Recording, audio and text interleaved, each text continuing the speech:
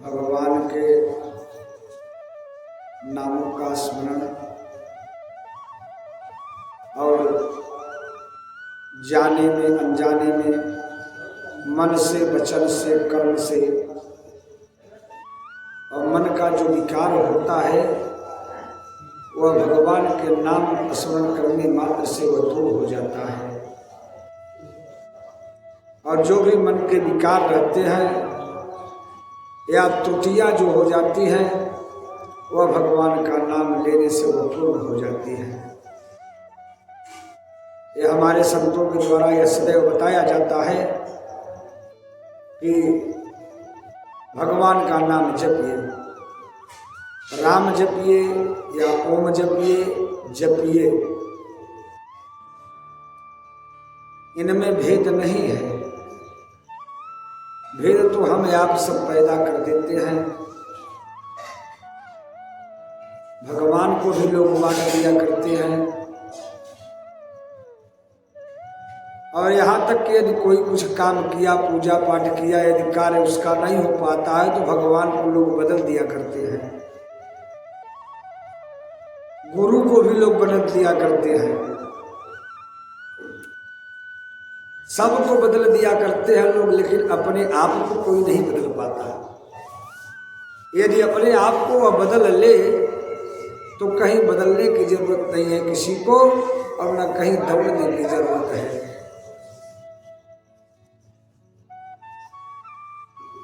अपने को सुधारिए, अपने को बदलिए।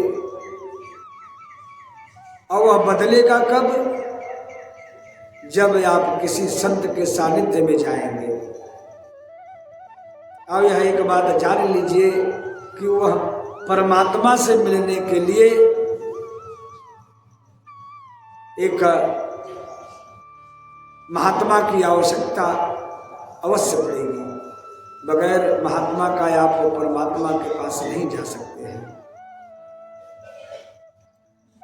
महात्मा लोग आपको बता देंगे, मार्गदर्शक बता दिए, और वह आपके ऊपर वह निर्भर करता है। मार्ग बता दिए कि यहाँ से आपको अयोध्या जाना है, यह मार्ग है, यहाँ लिखा हुआ है। आप अयोध्या जाने के लिए चले तो वह पाटिया देख लिए कि यहाँ से 150 किलोमीटर है, 500 किलोमीटर है। आप चलेंगे उस मार्ग पर, तब तो आप पहुंच जाएंगे। और यदि आप नहीं चलते हैं, उसको देख करके और पढ़ेंगे तो पढ़ने से यात्रा दूरी तय नहीं होती है। दूरी तय कब होती है? जब वह संतों के द्वारा, गुरुओं के द्वारा, सनातन धर्म के द्वारा, रामचरितमानस के द्वारा यदि आप उस पर चलते हैं तभी आप अयोध्या पहुंच पाएंगे, मथुरा पहुंच पाएंगे, वृंदावन पहुंच पाएंगे। या हमारे जो सद्गुरु बताते हैं, हमारा रामचरितमानस कहता है, सनातन धर्म कहता है कि आप उस पथ पे चलिए। पथ पे चलने का मतलब अपने जीवन में सुधार लाइए। और अपने सत्कर्म को पकड़िए। और वह कब पकड़ा जाएगा? जब भगवत नाम लिया जाएगा, प्रभु का स्मरण किया जाएगा, कीर्तन किया जाएगा। और आप जब पहले चलेंगे, भजेंगे, और जब आप भजेंगे तभी आपको संत मिलेंगे। जिस समय हमारे हनुमान जी जब पहुंचे हैं लंका में, तो सब कुछ देखने के बाद जब उन्होंने एक अद्भुत चीज देखा, दृश्य,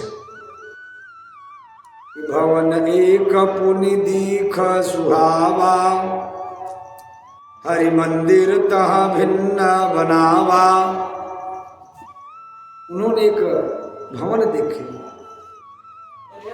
तो वहां उनको अद्भुत ही लगा। क्यों? कि वह सभी भवनों से वह भिन्न अलग था। और वहां नए नए तुलसी के वृक्ष लगे हुए थे। और इतना ही नहीं, रामायुधयंकित गृह, भगवान राम के नाम लिखे हुए हैं। वहाँ धनुष का, बाण का सब निशान बना हुआ है। रामायुधयंकित गृह शोभा बरनी न जाय, नव तुलसी का वृंद तहाँ देखी हरसी कपिराय।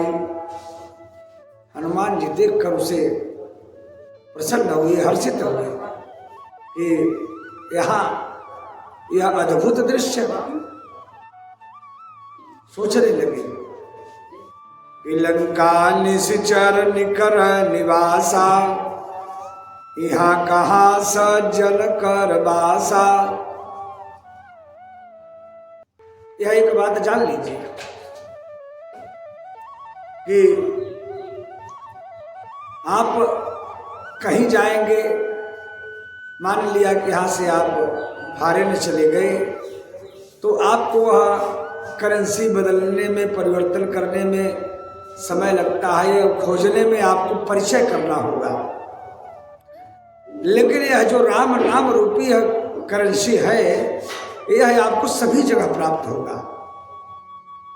आप कहीं जाएंगे तो वहां राम नाम वाले जरूर मिलेंगे।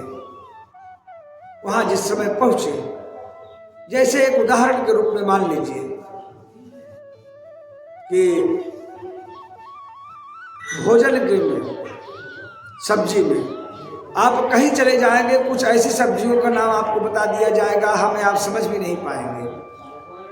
और यह एक आलू ऐसी चीज है, यह आलू कहीं भी आप जाएंगे, भारत नहीं सभी फॉरेनों में जाएंगे तब भी यह आलू आपको प्राप्त मिलेगी। इसको सब लोग समझते हैं।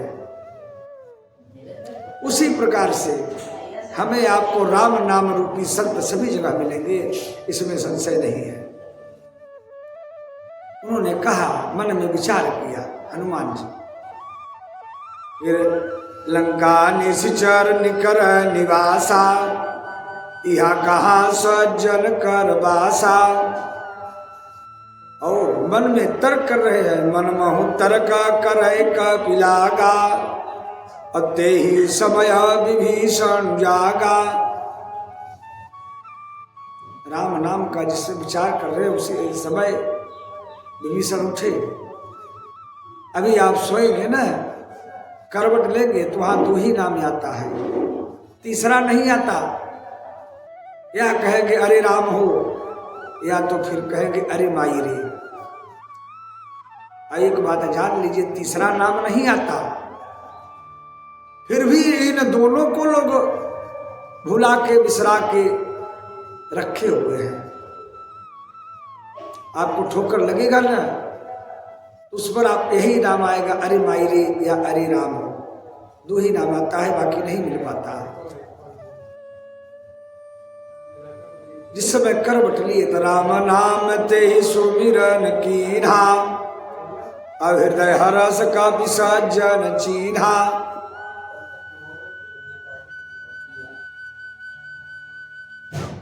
और जब उन्होंने सुना तो बाहर से भी हनुमान जी तुरंत ब्राह्मण का रूप पकड़े और बाहर से इन्होंने भी वही कहा कि विप्र रूप धरि वचन सुनाए। ये भी ब्राह्मण का रूप पकड़ के भी राम राम कहे। और तुरंत विभीषण बैठे हुए, सोए हुए थे, बैठे, उन्होंने कहा यह लंका में यह लाइसेंस दूसरे को किसको मिल गया? यह तो केवल हमें ही उसकी सूथा राम नाम लेने का, और दूसरा कौन यहाँ पैदा हुआ जो राम नाम ले रहा है? क्योंकि दूसरा कोई राम का नाम लेता है तो राम उसका वध कर देता है, नहीं लेने देता। और तुरंत उसे दरवाजा खोले। दरवाजा खोलने के बाद देखे और ला करके अपने अंदर बैठाए, घर में, रूम में, अपने कमरे में जब बैठाए तो उन्होंने पूछा सारी बात को दोनों की बातें होती हैं और सब बात जब हमारे हनुमान जी बता दिए तब विभीषण जी क्या कहे मालूम है? अरे अब मोहि भा भरोस हनुमंता, अब बिनु हरि कृपा मिलहि नहीं संता। यह जान लीजिए खूब कि बिना है हरि की कृपा का हमें आपको संत नहीं प्राप्त होंगे, हमें आप उन्हें पहचान भी नहीं पाएंगे। हाँ, क्योंकि रावण भी माँ सीता जी का हरण करने के लिए गया था, वह साधु का ही रूप पकड़ के गया था और जो सब जगह से थक जाता है, हार जाता है, तब वह भगवान के शरण में जाता है और कहीं उसको ठिकाना नहीं प्राप्त होता। तो इसलिए मेरे माई बाप भाई बंधु, तो पहले ही परमात्मा के शरण में चलिए, नामों का कीर्तन करते रहिए, गुणगान करते रहिए, मन में भजते रहिए। मन में वह आप जब मन में जपते जपते उस स्थिति पर जब हमें आप पहुंच जाएंगे, अजपा जप की स्थिति में, यह अभी हमारी आपकी वाणी राम राम कह रही है और फिर यह कहते कहते कहते जपते जपते मौन हो जाएंगे, एकदम पूर्ण रूप से मौन एकाग्र होते होने लगेंगे और एकाग्र के बाद जब मौन हो जाएंगे, मौन होने के बाद तब हमारी आपकी सांसें जपती हैं और जब सांसें जपेगी तब यह समझ लीजिए ईश्वर की अनुभूति होने लगती है। तब आपको बाहर जाने की जरूरत नहीं है, कहीं दौड़ने की जरूरत नहीं है। जब अजपा जप में राम या ओम का नाम जपेंगे आप, तब वह जो अनुभूति प्रकट होगी हमारे आपके हृदय में, तो वह बताया नहीं जा सकता, वह अनुभव किया जा सकता है, वह वाणी नहीं कह सकती। तो यह समझ लीजिए कि हमारे संतों ने जो बताया, हमारे सनातन, सनातन का मतलब समझिए जो सत्य हो, कहा जाता है सत्य सनातन। ये जो हमारा सनातन है यह आज से नहीं है, यह अनादिकाल से है, यह कब से चला आ रहा है इसको कोई बता नहीं पाया। और वैसे तो कौन सा धर्म कब प्रकट हुआ, किसको बनाया, किसने बनाया, बौद्ध धर्म कब से कितने वर्ष पहले आया, मौलवी धर्म कब से आया, या क्रिश्चियन कब से आया, यह बताया जा सकता है। लेकिन यह मेरा जो सनातन धर्म है इसको कोई बता नहीं सकता कि यह कब से आया, यह आज से नहीं, यह अनादिकाल से आया। और इस सनातन धर्म को नष्ट करने के लिए बहुत से लोग प्रयास किए, रावण, कुंभकर्ण, हिरण्याकश्यप, हिरण्याक्ष, कंस, बहुत से लोगों ने सोचा कि सनातन धर्म को खत्म कर दिया जाए, लेकिन नहीं खत्म कर पाए और यह अनादिकाल से चला आ रहा है। और जितने भी धर्म हैं इसी सनातन से वह जन्म लिए हैं, उत्पत्ति हुए या इसी की शाखाएं हैं। जितना भी यह धर्म है सब यह सनातन से जुटा हुआ है। और इस सनातन को छोड़कर यदि कोई सोचे मैं कहीं चला जाऊंगा, कहीं जाएगा, जाते रहिए, लेकिन एक सीधी सी ठेठ कहावत है देसी, पंछी जहाज से उड़ी पूरी जहाज पर आवे। यदि वह जाएगा कहीं, लेकिन उसको सनातन में ही आना होगा। यह जो सनातन है इसी की सब शाखाएं हैं। और यह सनातन जो है ना, यह जड़ है, मूल।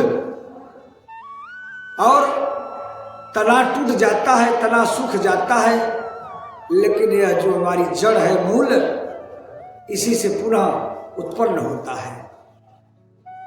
तो बहुत से धर्म आए और गए।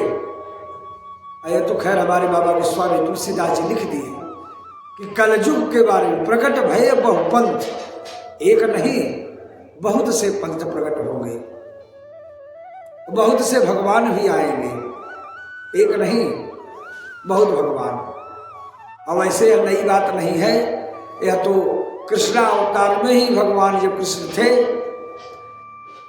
तब भी दूसरा भगवान आ गया था।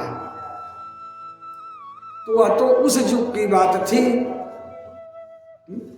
और यहाँ कलयुग में तो घर घर भगवान हैं, लोग खुद सब लोग अपने आप को भगवान मानते हैं। तो मानने से तो कोई रोक नहीं सकता, लेकिन अपने आत्मा से पूछा जाए कि मैं क्या हूं। महाराज जी कहा करते हैं कि कहीं जाने की जरूरत नहीं है, अपने मन से पूछिए। कहे कि जब तेरा मन कह दे कि तू साधु है रे, तो समझ लेना कि तुम साधु हो। अब कहीं जाकर पूछने की जरूरत नहीं है। और दुनिया साधु कहे तो यह कभी मत मानना कि मैं साधु हूं। साधु जब तेरी आत्मा कह दे, तेरा मन कह दे, तो समझ लेना। वाणी से कहना बड़ा सरल है, लेकिन वह अपने अंतरात्मा में वह लागू करना बड़ा कठिन होता है। दूसरे को उपदेश देना बड़ा कठिन है, बड़ा सरल है। बाबा गोस्वामी जी लिखे कि पर उपदेशा कुशल बहु तेरे, बहुत उपदेश दिया जाता है, दूसरे को समझाया जाता है। दिन रात मैं प्रवचन करता हूं या करता रहूं या सबको समझाता रहूं, अपने ऊपर यदि मैं लागू नहीं करूंगा तो लागू नहीं होगा। दूसरे को समझाने से मतलब नहीं है, अपने ऊपर धारण कीजिए। मेरे माई बाप ये समझ लीजिए, बताना एक दूसरी बात है, अपने ऊपर लागू करना बहुत दूसरी बात है। हमारे बाबा गोस्वामी तुलसीदास जी रामचरितमानस में लिखते हैं कि क्या करिए, अरे यही कलिकालन साधन दूजा, अजोग यज्ञ जप तप व्रत पूजा। नहीं हो पाएगा। क्या होगा? अरे राम ही सुमिरिय गाई राम ही, संतत सुनिय राम गुण ग्राम ही। राम ही को सुमिरिए, राम को ही गाइए, और संतत सुनिय राम गुण ग्राम ही। सभी ग्राम को जिस तरह ग्राम में संत क्या करते हैं, सभी जगह टहलते हैं, राम नाम गुण गाते हैं। अरे वो एक जगह बैठकर भी राम नाम गुण गा सकते हैं, लेकिन जब टहलते हैं न चाहने के बाद भी वो राम नाम आपको बताएंगे, कहेंगे। यदि आप नहीं चाहेंगे तो भी आपको सुना जाएगा कानों में। और यदि भगवान का नाम कानों में जाता है तो निश्चित रूप से कल्याण तो होगा ही। किसी के द्वारा किसी भी प्रकार से, चाहे जैसे, यदि राम का नाम आता है, कानों में जाता है, तो अवश्य परमात्मा की कृपा होगी। यदि स्वार्थ के लिए भी भजन किया जाएगा, नाम जपा जाएगा, तो भी कल्याण होगा।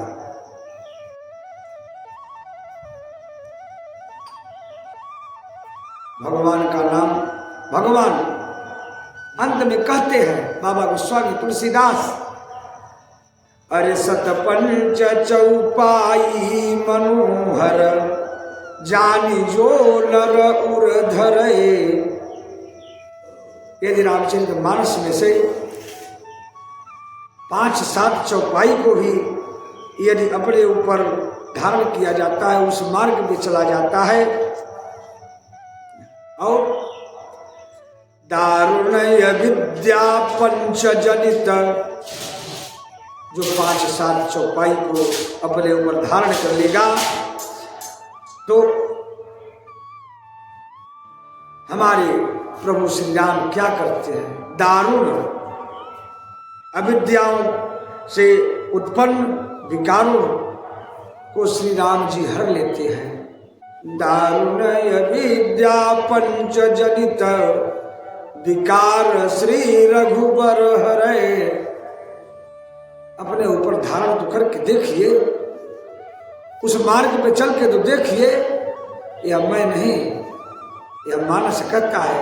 और मैं उस पर दावे के साथ यह कह सकता हूँ चैलेंज से कि यदि वह धारण करके चलेगा कोई तो निश्चित रूप से उसका कल्याण होगा और उसमें परिवर्तन आएगा, भवसागर से उसको परमात्मा बचाएंगे। लेकिन कहना नहीं है, उस पर चलना है। हाँ, और मानस हमें आपको जीने के लिए है। माई बाप, यदि मानस को आधार पर मानस को पकड़ के जिया जाएगा, मरते समय आप गीता में चले जाएंगे तो आपका कल्याण हो जाएगा। बगैर मानस में गए आपको अध्यात्म में आपको जाना बड़ा कठिन हो जाएगा। मानस एक सरल पुस्तक है और इसके बाद अंतिम समय में आपको तो गीता में ही जाना होगा। हाँ, यदि आप गीता में नहीं जाएंगे तो अंतिम समय में आपको मुक्ति प्राप्त होना दिक्कत हो जाता है। और या तो फिर भगवान के नाम को भजिए, सरल यह बताया जाता है, अंत में समझाया भी जाता है। हमारे गरुड़ पुराण में भी आया है कि मरणासन्न व्यक्ति के सामने भगवान का नाम लीजिए, उन्हें भगवान के बहुत से नामों को बताइए, जैसे अच्युतम केशवम राम नारायणम कृष्ण दामोदरम वासुदेवम हरिम श्रीधरम माधवम गोपिका वल्लभम जानकी नायकम रामचंद्रम भजे। मरणासन अवस्था के कानों में यदि नाम जाता है तो यह समझ लीजिए कि निश्चित रूप से उसका उद्धार हो जाता है। एक परम पापी बाली ने कहा, वह पापी था, अधर्मी था, वह कहा, अरे जन्म जन्म मुनि जतन कराही अंतराम कही आवत नाही। जन्म बीत जाता है, कई जन्म, और जतन करते रहते हैं, मुनि लोग भजते रहते हैं, लेकिन मरणासन अवस्था पे उनके भी मुख से भगवान का नाम नहीं आ पाता। इसलिए राम का नाम भजा जाता है, जपते रहिए, जपते जपते। और मरने के बाद में यदि कोई शव के साथ जाता है तो राम नाम ही सबसे बोलता है और दूसरा नाम का कोई आधार नहीं है। इसलिए राम को भजिए। और जिन लोगों ने भजा, जिन लोगों ने जपा, उनका कल्याण हो गया। तो जो त्रुटियां होती है भगवान का नाम लेने से वो पूर्ण होती है। तो चलिए भगवान का नाम लेते हैं। ओम विष्णवे नमः। ओम विष्णवे नमः। ओम विष्णवे नमः। ओम शांति। ओम शांति। ओम सुशांतिर्भवतु। ओम सर्वा अरिष्ट शांतिर्भवतु। श्यावर रामचंद्र की जय। श्री वृंदावन बिहारी लाल की जय। उमापति महादेव की जय। हनुमान जी महाराज की जय। आदि शक्ति जगत जननी जगदम्बे मातु की जय। गंगा मैया की जय। जमुना मैया की सरजू मैया की जय, त्रिवेणी मैया की जय, प्रयागराज धाम की जय, सत्य सनातन धर्म की जय, धर्म की जय हो, अधर्म का नाश हो, प्राणियों में सद्भावना हो, विश्व का कल्याण हो, गोहत्या बंद हो, भारत माता की जय हो, अपने अपने माता पिता की जय हो। ओम नमः पार्वती पतये हर हर